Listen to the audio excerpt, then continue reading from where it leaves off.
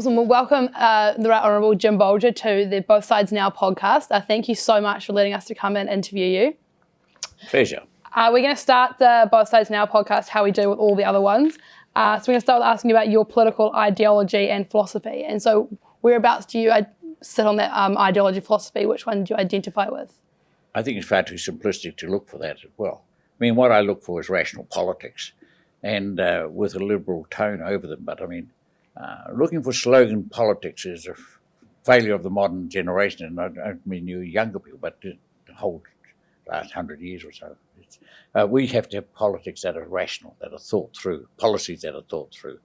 And the last thing we want is what I describe as slogan economics. You announce a few slogans and that's supposed to provide answers, which of course it doesn't. So that might make it a bit difficult for you to do this, but we have got the Politico compass that all young voters tend to take before each election. Do you reckon you'd be able to place yourself on it? Whereabouts you would sit? Somewhere in the middle. Somewhere in the middle? I mean, who could be, you've got a green one there, who rationally could be other than interested in green issues if you're talking about environment and climate, global warming, sea level rise? I mean, no rational politician can be other than interested in those. And equally, looking at a world which is very divided on, wealth, the gross inequities across the world, you'd have to be interested in what you would probably put on your screen as red. But you have to be interested in gross inequalities no matter which side of the spectrum you put yourself on. That's why I say I think it is far too doctrinaire and simplistic thinking to say you can just pigeonhole people. You don't want people who are in pigeonhole. You want people who can think across issues, think outside the box. Do you think that sort of is represented in our political system today? Do you think we've got those sort of thinkers, or do you think people do sort of pigeonhole themselves and just run down that particular way of thinking? Well, fortunately, New Zealand's not as bad as many other countries. The worst example, arguably, in the Western world would be the United States, where everything seems to be black and white. You're either a Democrat or a Republican, and you never can talk to the others. And that, of course, has permeated all aspects of their society, even to their Supreme Court now. It's a political court. You have a big political battle before you appoint the Chief Justices, who theoretically are going to weigh the evidence carefully and reach a judgment. But demonstrably, they go in with almost fixed views before they start hearing the arguments. It's interesting that you placed yourself on the centre, because I think most people we chat to will sort of go either left or right. They'll identify left or right.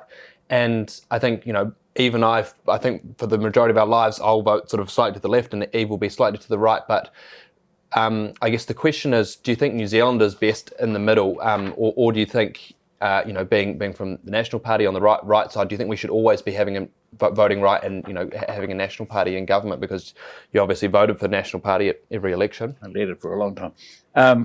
The argument, of course, answers itself, because if people had fixed views, that's the voting public, then governments would never change. And governments in New Zealand change normally 6 to 9 years, every 6 to 9 years, and probably change at the next election here in New Zealand now, and which would be a 6-year term. Very few get to a 12-year term. I think the last one was Keith Holyoake. So what the public are doing is demonstrating that they listen to the debate, look at the situation and the circumstances and the conditions of society and make a judgment. And clearly there's a significant proportion move this way or that way. So that's pretty normal in New Zealand. And do you think voters are, how smart are voters? Are they voting based on the policies or the person? I guess with Jacinda Ardern, we saw a massive increase in popularity when she was first elected, just based on a leadership change, not based on the policy. Same with as soon as Chris Luxon came into power. So I guess, is that a bad thing if voters are voting so much based on the person rather than the policies? Well, it's understandable. They see a new person and they think that person's got something to offer and they vote according to whichever side that comes from.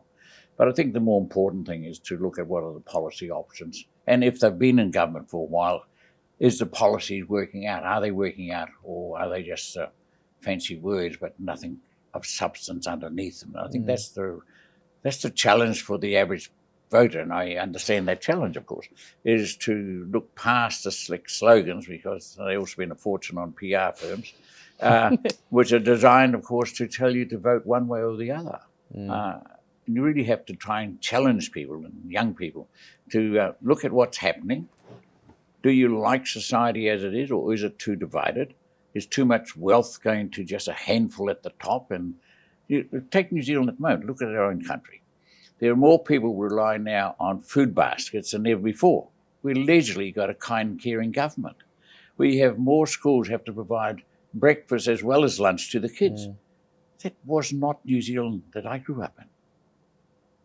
So I guess realizing that we don't want to pigeonhole anyone into one philosophy. You could be an environmentalist, a progressive, and also a capitalist. Is that something that you identify with? Is capitalism one of the systems that we can adopt under our political philosophy? And is capitalism, it's probably something we don't hear a lot in New Zealand now, but is that something that was sort of a strong value? How often was that sort of mentioned in the National Party? Well, just to use the word capitalism as if it portrays some particular emergence of some particular good out of that, you have to say, what do you mean by capitalism? Do you mean using the energy and enthusiasm of individual effort? That's great. I mean, that's to be encouraged. But if you say capitalism is to be greedy and take as much as you can and to hell with the rest, that's bad. So, again, this goes back, move away from slogans. What are the policies that you want? One of the great challenges, I touched on it, is how do we have a more equitable society? One of the huge challenges is the environment. We know that, and that impacts on different societies or different groups within societies differently. But are we also concerned about gross inequality in society? That some are sitting on unseen amounts of money and others got next to nothing and their kids rely on baskets to get food. So what does that idea of a more equitable society look like to you? Because a lot of people would say, oh, let's just raise taxes and let's have everyone living in much the same houses and doing much the same jobs. How does that actually look like for you? Oh, it doesn't have to be as black and white as that. That's sort of the old communist ideology. So you can trace this back to the Bolshevik Revolution in 1817, and they brought in communism. They were supposed to even everything out and everything would be perfect, which was an unmitigated disaster, as every communist attempt has been. So what you're looking at is recognizing the initiative and the effort and the contribution of people getting ahead because of that, but don't leave the tail end so far behind that they're left out of society altogether. If we want to live peacefully with each other, with a cohesive society, then everybody has to feel part of it. And that's maybe the judgment you use. Do you feel part of the society, or do you feel just left on the sidelines?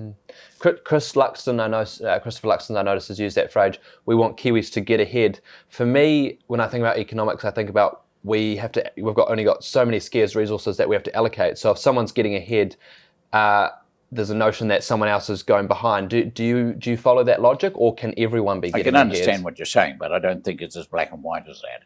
I think everybody can move forward. But it does start to run up against one of the great challenges of sort of looking forward, and that is, can we only focus on economic growth, or is there a limit to economic growth? Think of this, that 200 years ago we first hit 2 billion people in the world. We're now just passing 8 billion. There's an extraordinary extra load on society, on the planet, on everything, and forecast to go out to about 10 billion people. So I don't think you can just have unlimited economic growth, as it were. So you've got that limitation, which is imposed by the climate, by society, by Mother Earth, as far as that goes. So again, you don't have to go to the extremes like the theoretical communist extreme where everybody got the same amount. I say it didn't work, but that was a theory. Or just ignore the ones that are failing. No, you have to have a balance. The whole question here is balance. And so on the climate, what was your understanding of climate change when you were in office? I guess looking back a couple of decades for us, it's fascinating to know how that was considered. Even I would have different views on how quickly an action's been acted, but it'd be great to hear your perspective. Yeah. Well, it certainly was an issue that was emerging. If I go back to the 70s, 72, I went into Parliament.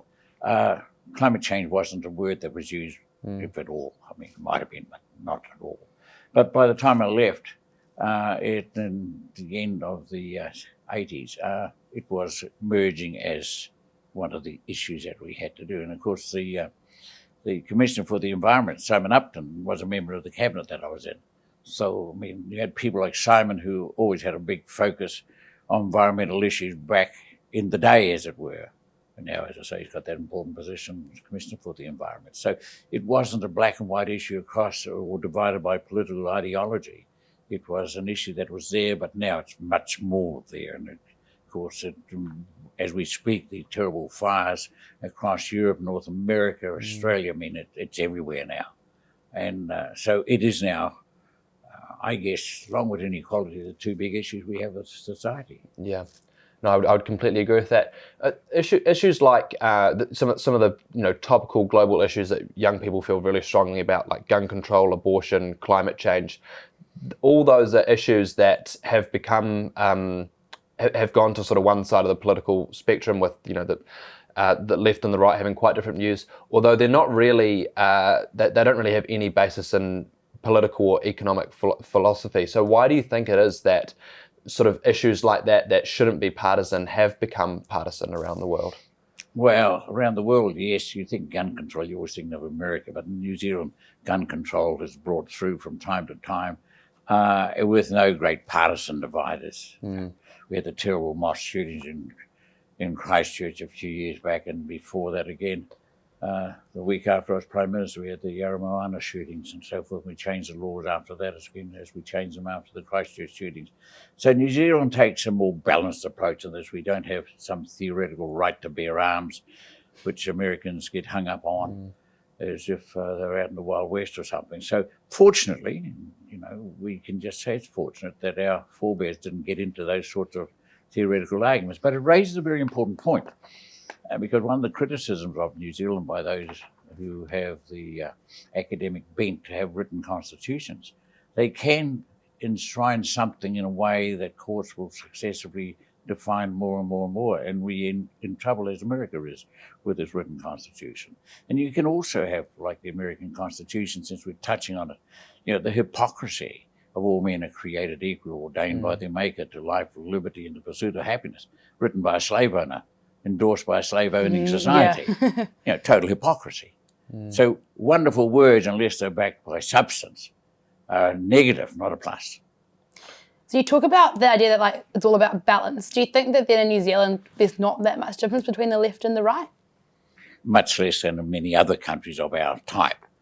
I mean, I think if you look at the elections going on in Britain now for Conservative Party leader, you can see big differences. There's a book called Chums that's come out in the last little while, a year or so, 18 months, written on British politics, but really written on the politics of those out of Eton, the top level secondary school, then on to Oxford, and then into the Conservative Party, and then running the country. Fascinating dissertation on that sort of an approach. We don't have that. So you mentioned some of these issues in the States as a leader with a sort of an international presence. How do you balance the need for sort of civil global diplomacy with, if there's leaders internationally that you really disagree with, or policies internationally that you really disagree with, but you want to keep relations with those countries strong? Like, I mean, the relevant one now is Jacinda Ardern, calling out the states on abortion. How do you sort of balance that, do you think? I think societies on sort of social issues like abortion, societies will reflect where they've come from, much more so than gun laws, if you can use that extreme. I guess the biggest one I dealt in this space and had to resolve, again, we're dealing with the states a lot this afternoon, I'm not sure why, was the big rupture in the relationship between New Zealand and the United States over nuclear-powered vessels or nuclear weapons and so forth. And that was handled badly, I think, on both sides, to be honest. I started to build back shortly after I became Prime Minister. I was at the first APEC leaders meeting, which was held on an island off the west coast of America, Seattle. And as we got on the ferry to go across it, I noticed that President Clinton was leaning over the stern of the vessel. And we hadn't been talking to them at prime ministerial or presidential level for 12 years. And so I went to the stern of the vessel, introduced myself, and raised the issue and had a chat with him, a very sensible chat with him about it. Pointed out that he had all sorts of, I didn't use the word thugs, but I applied it, had gone to the White House, and New Zealand hadn't been allowed near the place. And about time we started to have a sensible discussion, and he said he would go back and start the discussion and I should come and visit him. So that developed the baseline for a relationship which now works very well.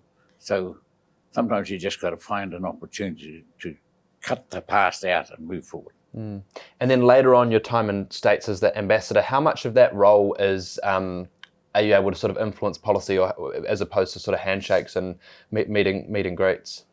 You're never quite sure how much you influence policy, but I spoke to universities and groups right across the States. Being ambassador and also being previously a prime minister put you in a slightly different category than the majority of career diplomats. So I got endless invitations to go and talk to people, and you hope when you're talking to them you're having some influence on them. But I noticed the farewell function we had at the embassy before we came home in 2002. That about the last man to leave was the head of the US military. So that was the relationship. Then we had built it back to a situation where everything was absolutely normal, and I spoke at military bases and visited military bases and so forth. So I wanted to go back to the point you talked about before. You mentioned nuclear free and how that was kind of the breakdown of the relationship. Do you think we got that decision right, being nuclear free in New Zealand? Oh, absolutely. I have no problems with that at all. I think absolutely right. I think how it was handled was a bit crude, and that created even more problems than was necessary. It was always going to be a challenging issue, because I think at that stage, unfortunately, the world hadn't yet got its mind around how utterly destructive nuclear weapons are. And I mean, I think we're not doing enough, we the world, not doing enough now to try and eliminate nuclear weapons. I mean, there is no conceivable time or issue that you can justify the use of nuclear weapons, in my view, at all. I don't think there's any time. And I mean, we've got President Putin of Russia now talking about possibly using them in the Ukraine war, or threatening to use them. His foreign minister threatened as well. I mean, that's an obscenity, that you would contemplate killing tens of thousands of people, innocent people, just to prove a point or something. So I think we need to lift that game again, the anti-nuclear game again, and start to push that harder. Is that something that was on your agenda as ambassador in the States when you were there, or no, increasingly really, so? no. Yeah. But, I defended, obviously, where I needed to, New Zealand's position. And the good news in New Zealand, that is now a policy that's embraced across the political spectrum. I just wanted to take a step back when you're talking about inequality in New Zealand. And obviously you oversaw the mother of all budgets that Ruth Richardson put in. How much do you think that has had an effect on kind of the inequality that New Zealand sees today? Started before that. It started with what became known as Rogernomics, but really neoliberal policies, which nobody talks about anymore, I'd have to say, across the world. Nobody talks about neoliberalism. But the Roger Douglas reform started that division that, we had movies called Greed is Good. That's how it was portrayed, that, there was no sense that there was a community and it should be part of it. If you could get out there and make $1 zillion, well, go make the $1 zillion. And too bad with the rest. So I think you'd have to say that was where it started. I always thought the name of the budget was a mistake by Ruth. That was taken from a battle, what was it, Schwarzenegger, that wasn't his name. Anyhow, the American general in Iraq, he named one of the battles along that, the mother of all battles or something, and she used it, and I think wisely. But what you really pick up is that neoliberal economics, that is now called, wasn't called that at the time, across the world, led to growing divides across society. I mean, the model actually was not suitable, in my view, to get a balanced and cohesive society, because too much went to one, and we still got it. I mean, But obviously at the time when Rogernomics was when Douglas brought that in, New Zealand society was struggling a lot. Is there a better system that you would have thought that he could have employed to try and fix the issues that were happening? Well, people say try and fix the issue, but I mean, the real issue was how do you move your economy forward at the same time as you don't leave the people behind? And that's what happened. And, ultimately that Labor government collapsed on itself. They tried 3 leaders and then I took over. But just remember what happened.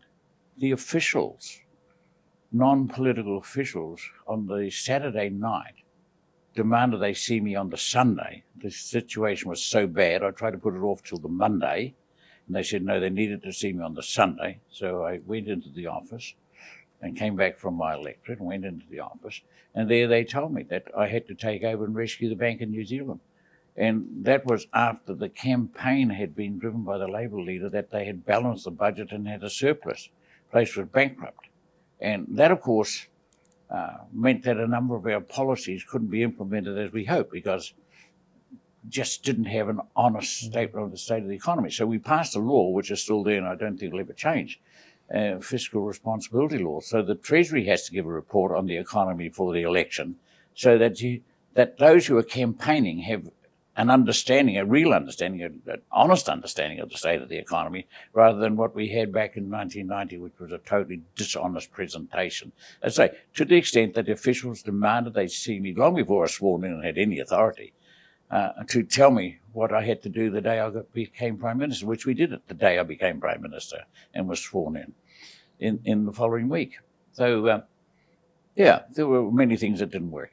Do you think that, specifically looking at some of the things in the Motherwell budgets, the benefit cuts, do you think that was something that was the right thing at the time or in hindsight? We didn't have any money. We had to put hundreds of millions to rescue the bank in New Zealand for a start.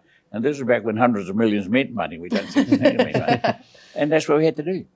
Otherwise, the biggest bank in New Zealand had 40% of the major banking was with the BNZ at that stage. And, we had no option but to rescue it. And that, I think, cost nearly $700 million. That was never in anybody's budget. So we then had to make other adjustments. And, of course, I've been kicked around because I didn't take off the surtax on super. But I couldn't justify taking the surtax off on the wealthy end of retirees while I was squeezing the bottom end on pensions, on benefits, rather.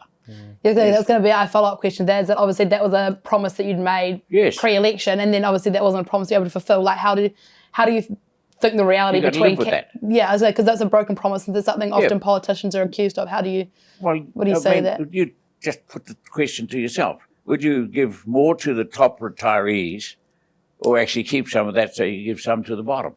Yeah, and that's the question you have to face. I mean, that's where you get to the hard grind of politics rather than the theories.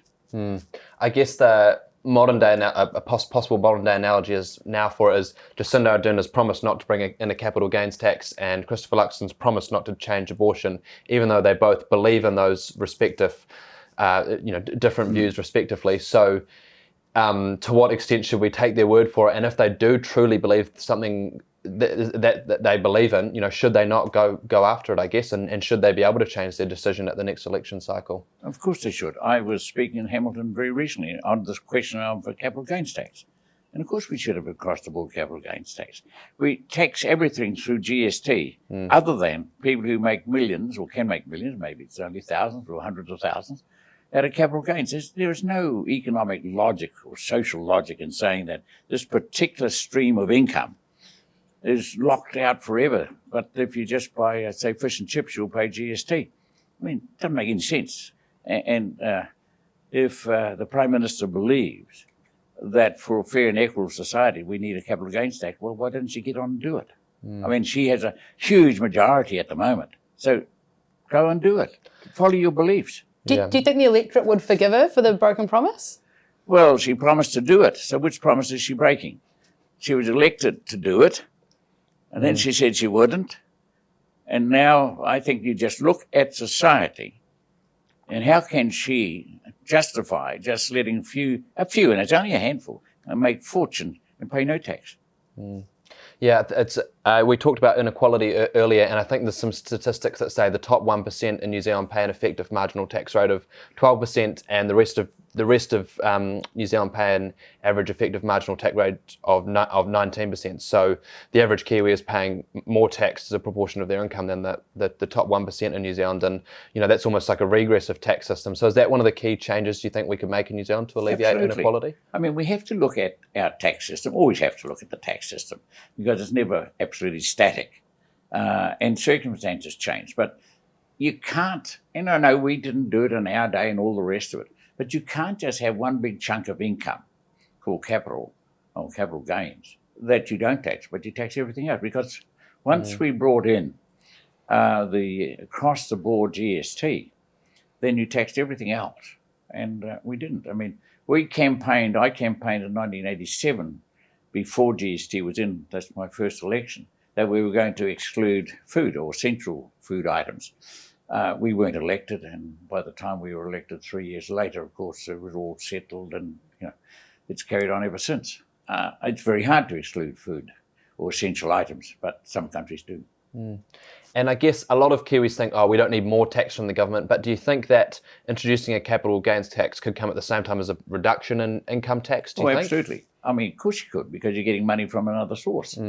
I mean, that's what happened to some extent with GST. It needed to happen because GST, to young people like yourselves, is a regressive tax. In other words, the lower income pay a higher percentage of their income in taxes through a GST across the board because they spend all their money. And if it's all taxed at 15%, then they're paying a higher percentage than those who have wealth to spare and it's in the bank and they're not paying tax on it. So obviously, as a former National Prime Minister, you're a fan of the capital gains tax, yet it would seem that National at the moment, they're very anti that. Why do you think that is? Is it just a few big donors that are saying no, or do you think there's kind of more to it? No, I think the belief that big donors have all that control is nonsense. I've never had any big donor, never knew who they were, in fact, because I didn't want to know. I never asked anybody for money and it's an important point, when I was Prime Minister or leader of the party, and I'm one of the longest or second longest leader of the party, so I was around a long time. No, that nobody ever said, look, Jim, remember I gave you some donation, because I didn't know who the hell gave us donation. So we kept a very clear demarcation between the party who raised funds for the campaign and the politicians. And I think that's important as well. But I think we should seriously look at state funding of political parties. And I know most people say that's a horrible waste of money, but countries like the Scandinavians, like Germany, that have substantial state funding of political parties.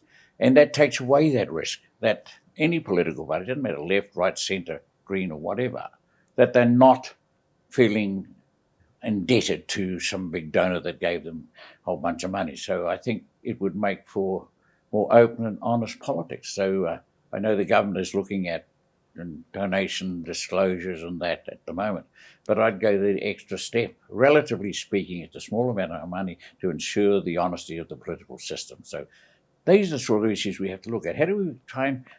I think we've got an honest political system compared to most parts of the world, but just be careful, make sure it's better. So just have state funding of political parties.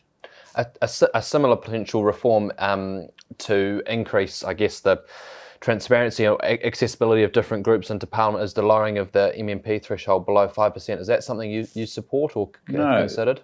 No, I don't. In fact, I think the Royal Commission came out with 4%, and I inquired and found out what Germany was doing, because we were really just picking up a German system of election, and they were 5%, and I said we should go at 5% as well. What you don't want is an unworkable Parliament with too many small parties who will never agree on anything. As we speak, the Italian Parliament is falling apart again because 3 of the small parties in the government won't agree on whatever is the issue. So you've got to avoid having systems where they can't get stability. And I think if you get down to smaller percentage, you have too many parties and you have instability. And that's the worst thing of all. Do you think New Zealand's realised the role of MMP? We look at like places like Canada, and there's sort of, there's a bunch of major parties. In New Zealand, we're still sort of possibly stuck in this mindset of there's 2 major parties and then 2 sub-parties, and that we haven't sort of, quite got that MMP like some other countries do you think? Or probably to our benefit, because you get this, go back to the Italian example I'm using, which is happening as we speak. And the Prime Minister is going to leave because he can't get the small parties to agree with him on something or other. I don't know what the issue is. Doesn't matter. So what you don't want is instability built in because there's too many factions. So I think the 5% works, I think, pretty well. And it had worked pretty well in Germany for a long time. Were you a supporter of MMP? Do you think it's better than FPP? It's certainly better than FPP, but I don't think it's the best form of proportional representation. I think the reality is, and we've seen it now on a number of occasions under the left and the right, and that is that a small party has excess power compared with their percentage of support in the community. And I pointed that limitation on MMP before the election, before the referendum rather, many times, and proved to be correct. Of course it was going to be correct. So, we all wait around for a particular leader to stand up and says, well, I will now go with whoever, and gives that individual so much power relative to their support in the community. Do you think we get enough diversity of ideas in Parliament, given that we do have relatively two factions of the party? What happens if you disagree with someone in the party? Are you allowed to disagree with someone in the party publicly, or how do they get resolved? Normally get resolved in the caucus, or in the cabinet if it's in the cabinet. I don't think I ever took a vote in the cabinet meeting. We found a consensus of what you're going to move forward on. Interesting. Or there was obviously a very substantial majority to go one way or the other. Mm-hmm. I didn't have a majority support to build Te Papa when we built it because, as I said, we inherited the economic mess from the previous government. But I thought we needed to do it. I thought we needed to have a national museum to record who we are as a people. And I just kept moving forward gently and persistently and didn't take it to a vote in cabinet. So I don't think I ever had a vote. Decisions like that, I think, where they're big investments now, or Te Papa was a seemingly big investment then for the future of New Zealand. It's harder to get the political will at the time because we're scarce on funds. But I think all of New Zealand looks back and goes, well, thank God we make that decision. Is that something? Yes. I mean, you obviously found a balance there, but is that something politicians today are still really struggling with? Is making those long-term investments and justifying them? I think all politicians over the years, centuries maybe, find those big ones, but you've got to have leaders that can see a bigger future and see a bigger issue and just keep moving forward. And if you're smart enough, you can do that. Hence we got Te Papa. So speaking of big political leaders, is there someone from another political party that you admire, and why?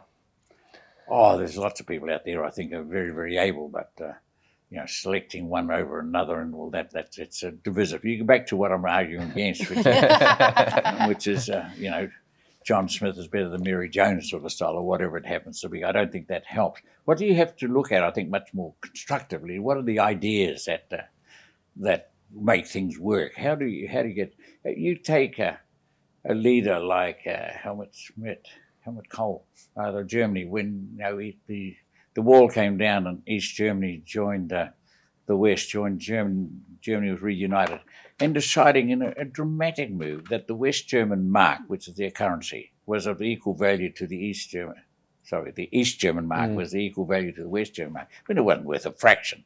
But he knew that was the only way he could lift up those people and make them part or feel part of a united Germany. Now that's a powerful expression of what you need to do on some of those big issues, and he did it. And I think Angela Merkel, I'm talking two German examples, when she took in 1 million refugees, Syrian refugees, and everybody couldn't contemplate that. But it was an enormous humanitarian gesture. But she was also a pragmatist. She knew Germany needed a lot of workers. Who meets both goals. You talk about this at this point of how it's all about ideas. Were there any ideas that when you came into power that you took from the previous Labour government? Were there ideas that you sort of continued on, or ideas that they'd campaigned on that you thought might work? Well, you always pick up whatever's there and you either amend it or keep it going forward. I mean, most ideas keep going forward. They're amended, they're adjusted, they're altered. Now, one idea that I brought in when I was there, which was dropped after I replaced, and that was parents as first teachers. So we worry about children and what start they get in life. And this was a program I'd seen in the United States on a visit, and that is that we helped the mother even before the birth of the child. So you tried to assist them to understand absolutely what they needed to do to bring up that child. And because they are the first teachers, demonstrably parents are the first teachers of every child. And if they were in a better position and more able to encourage that child in whatever way necessary, then we're way ahead to start with. And I was very, very disappointed. That was let drop after I left, and I was sort of running it out of the Prime Minister's department. Had a very able officer there who was driving that forward. I mean, just a very sensible idea that works. Because who are the first teachers? Parents. Does it happen often that very sensible ideas get dropped just because of the fact that someone at the opposite political spectrum's idea? I imagine it's not that often, but that will be down the ages because nobody else, they haven't thought about it or they don't care about that particular aspect of society. I mean, what we have to be terribly worried about now is so many children don't go to school. We're sitting here in a so-called developed society. We're talking about the high-tech jobs, the high-skilled jobs, the high-paying jobs of tomorrow, and the kids are not going to school. I mean, it's a legal requirement that children go to school, and nobody's doing anything about it. I mean, we're talking about high percentages of children not going to school. And I was speaking to St. Hamilton recently. I said, this is the number one issue. How can we have a highly successful society in a highly technical world if our children are not being educated? It cannot be done. So if you want to do something worthwhile, get into that. What do you think the solution is? Oh, well, it might be parents as first teachers, but we've just got to reach back into society, reach back into families, and find out why the children are not going to school. I mean, it's sort of 101 logic that we should be doing that. I mean, thinking of 101, it's 101 economics. They will have inflation after all the money we printed in New Zealand and across the world. The fact that we've got high inflation across the world should surprise nobody who's ever studied any economics, or even if they didn't, they thought about it. You're just going to create. You don't even print it now, you just create it. And then you have a surplus of money out there chasing the same amount of goods. That's inflation. And that's what we've got. And it won't end in a hurry. Changing gears slightly, you haven't taken a knighthood because you support New Zealand becoming a republic ultimately. Why, and what precedent does this set globally, do you think? Well, I hope it sets a good one. Why would we in a democracy have a head of state that's a hereditary title and lives thousands and thousands of kilometres away, which we may or may not see that person, once every 10 years? I mean, I've had many interaction with Her Majesty the Queen. I find her absolutely delightful to work with. But I mean, she's not our Queen, no matter what we might say. I mean, she's a absolutely hybrid English woman. She's not a New Zealander. Why wouldn't we as a democracy have our own head of state, that we elect our head of state? I mean, it makes no sense to be borrowing somebody else's head of state because of history, because that's what we're doing. And I don't find this a difficult argument at all. I just think that's what we need to do, need to move on. And the suggestion has been made, I have discussed, I put it into a speech the other day somewhere, that in fact, if we pass the law now, that at the passing of Her Majesty, that instead of Charles becoming the King of New Zealand, the powers that remain with the Queen, with the head of state, go to our Governor-General, whoever that person is at the time. They carry them all out now. And then we subsequently, some months later, elect our own head of state. Instead of Charles becoming the king, and then we take it away from him. Just be more gentle, just he never becomes the King of New Zealand. And that's the logic. I mean, you notice the Caribbean countries now moving to their own head of state. I mean, it is really a concept of a different era, a different age, and a non-democratic age. That's where it comes from. So let's move with democracy. A big, I guess, criticism or concern around getting rid of the Queen as the head of state is with the Treaty of Waitangi. How do you think that would sort of play out in New Zealand? Well, the Queen has no contribution to the Treaty of Waitangi. I mean, it's all done by the government of the day, as far as that goes. This belief that because it was signed when we were a colony, it somehow or other means that we can't change it. I don't buy that argument at all. And I think I've seen the Maori Party in New Zealand say they want to have their own head of state here in New Zealand. I mean, that would say we're locked in for all eternity to a particular point of history. No, that doesn't work at all. No, I've discussed, and let me be up front, I have discussed with Her Majesty New Zealand becoming an independent republic, and needless to say, it's always, and she's always terribly discreet and careful. We didn't get into any debate about it, I mean, but I just thought I should advise her as a courtesy that in my view that's what would happen eventually. And so she knows at least the view of one of her former prime ministers. Yeah. Something we teach our kids a lot is that it's okay to make mistakes. Do you have any regrets looking back at your time in Parliament? And is it okay for prime ministers or the top leaders in our country to be able to make mistakes, and then and more specifically policy mistakes? Well, I think it's nonsense to believe nobody makes mistakes. We all make mistakes. It's a question of how serious they are and so forth. And I don't know I made any terribly serious mistakes, but I'm sure I made many mistakes. I mean, a lot of the work of politicians and political leaders is judgment. How far do you go on a particular issue or not? And it's like trying to get all academics to agree on something. I'm doing work here on the coast on sea level rise and that. Everybody will agree, or just about everybody will agree, yes, sea levels are rising, but you'll get a variety of views from learned academics as to how fast. And after the heat in the northern hemisphere this last few weeks, they're probably moving it up faster. So there'll always be mistakes. In retrospect, you look back and you say, well, maybe we should have been a bit more here or a bit less there. But that shouldn't worry you. I mean, if it's presented sensibly, it'll be accepted. You mentioned briefly before the interview you'd like to see the retirement age raised in New Zealand. Is how much, and would you like to see a different age for Māori and European? Pick up the last point first. That gets so difficult. Who is a Maori and what percentage do you describe, and who's going to determine that percentage? I don't think you can have two different ages. I think one of the issues we have to be very careful with going forward that we don't divide New Zealand on the grounds of race, however defined. I think that's very important. And the whole issue of co-governance is frightening a lot of people because they don't understand. It's not explained to them. It's just imposed upon them as a concept. I sit on the Urewera board, which is a co-governance. I mean, we determined in settlement, I say we, I was involved, not the senior one, when Minister Finlayson was the minister, that the mountains owned themselves. The Ureweras owned themselves. We didn't spend endless years trying to determine who owned them.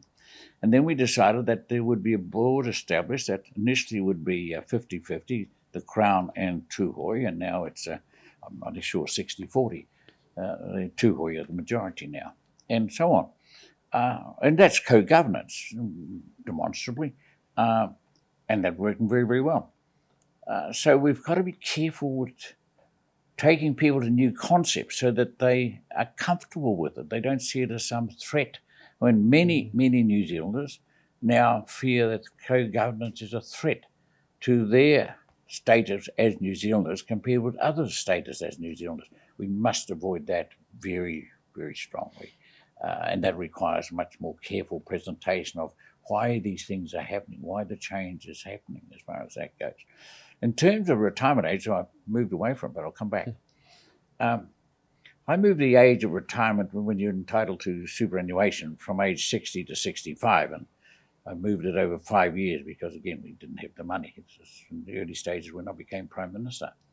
And people were horrified, and it was all going to be turned back. Of course, nobody's turned it back. It's now well over 20 years since it happened. And we should welcome the fact that we are much healthier and we live longer and better lives. There's no question about that. All the statistics tell us that. And therefore, we should be gradually increasing the age of retirement from now on. And we should front that issue. We're going to double the number of people over the age of 65 in the next 20 years. That means double the cost. Does anybody think we've got that sort of money sitting out there in a box somewhere? I mean, it's ridiculous. Why don't we have the courage to have open discussions with the public? Why doesn't the Prime Minister talk to the public and say, look, these are the facts. We will have to increase the age at which you become qualified. The fact is that you're fit and well and you can continue. And for those quite small percentage who can't, then of course they're entitled to a benefit, as every other one is entitled to a benefit who can't work or whatever. But talking about benefits, we're short of labour. But we've got 88,000 on job seeker benefits, allegedly seeking jobs. And the papers and the media are full of where are the workers? Well, there are 88,000 getting a benefit, allegedly waiting to get a job. Maybe we should try and connect the two. That actually, the 88,000 points is an interesting one. So my dad has a dairy farm. He's actually in the process of trying to employ a third person to work on it, and he's struggling no end to find someone. Do you think that we get to a point with unemployment where there are just the unemployable? There are some people that just aren't going to ever be capable of carrying out a job? Well, I think that's too easy an answer to say they're unemployable. Why are they unemployable? I mean, they're fit and able and so forth. I mean, there'll be some that are got handicaps or disabilities, or whether physical or mental, and that they're not able to get employed. But there has to be in that 88,000 quite a few that could help your dad milk his cows. You alluded earlier to some of your criticism about government spending at the moment, and I think it's there's a bit of a discussion in New Zealand on how much the government's spending on consulting with, for example, the Big Four, the consultancy firms. Was that a conversation when you were in office? Was there much spending going to those big consultancy companies? I don't know the exact figure, but not a fraction. I mean, the amount of money going to consultants now, I just find amazing.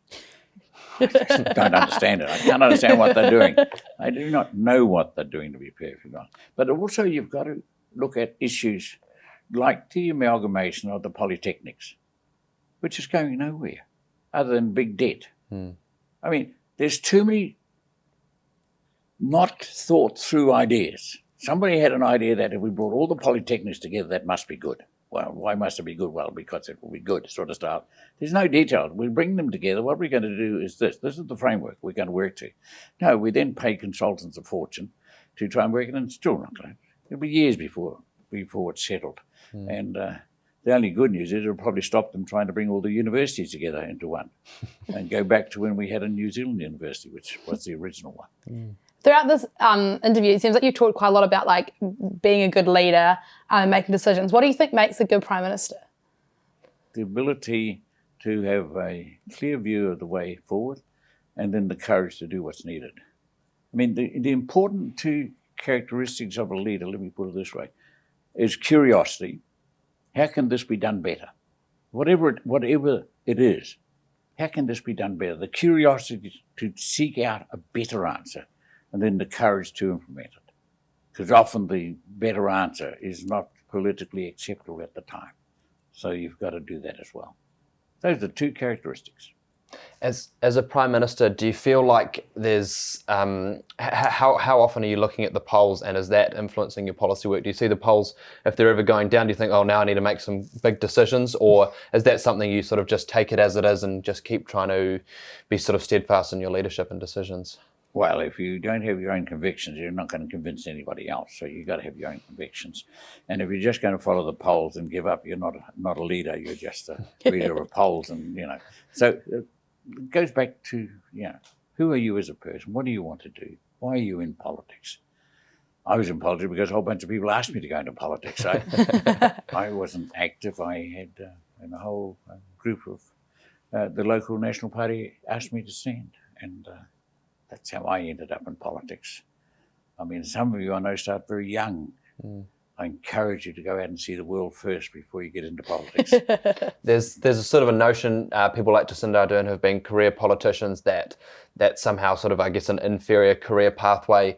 People like Geoffrey Palmer were career academics, John Key, business background. Is there a better background, do you think, for a politician, or is it just sort of worldly experiences?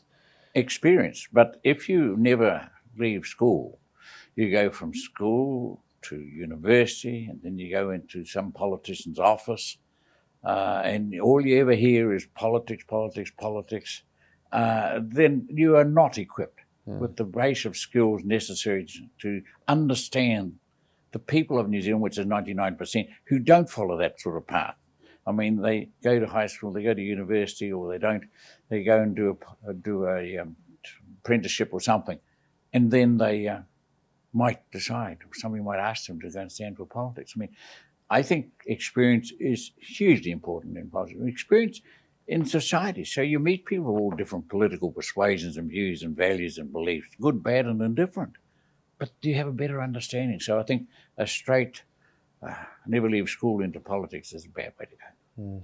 I was at a debate last week with MP Chloe Swarbrick, and she was almost upset at the fact that the average age of politicians is about 50. Do you think that we need young people in Parliament to represent young people, or can that be done in other ways? You need everybody in Parliament. I mean, we could say the elderly like me, we're not properly represented in Parliament either. Representation in Parliament. Do we think that you need people of kind of young people to represent young people? most who their parents, they know about young people. Surprise, surprise. No, I think you have a parliament that needs to be a wide diversity, but I mean, you won't have the very young and you won't have the very old. And there's now moving to a stage where they're more very old than they are very young. So, no, you just need a cross-section. You want a cross-section of society, and I think the current parliament is probably the most diverse in New Zealand's history. And last question, what's the largest challenge New Zealand's currently facing? Well, New Zealand, like the rest of the world, has to step up its efforts on the environment. There's no question that the environment is the big challenge for the world at large, and we all have to play a part. And the other one is to develop the economic management and policies that have a more equitable society. We're clearly moving towards a less equitable society with a few with enormous obscene wealth and with a whole lot of people relying on food baskets to live. That is not the society most people want. Awesome. Thank you so much for your time. That was awesome. Yeah, I think we all learned a lot from that. Yeah, I've got so many amazing notes written down, so that was really thank insightful. You, really yeah, appreciate thank you it. very much.